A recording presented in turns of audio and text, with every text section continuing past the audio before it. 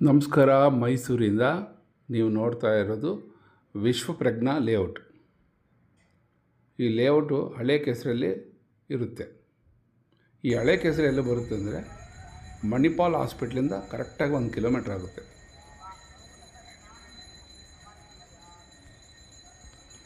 Well developed area.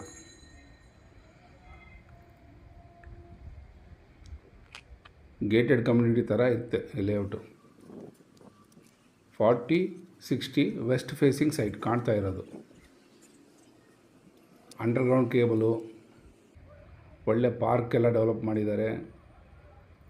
ಒಳ್ಳೆ roads ಇದೆ. Immediate construction ಮಾಡಿ ಒಳ್ಳೆ ಗುಡ್ ಅಟ್ಮಾಸ್ಫಿಯರಲ್ಲಿ ಲಿವಿಂಗ್ ಮಾಡ್ಬೋದು. Per square feet 4,000.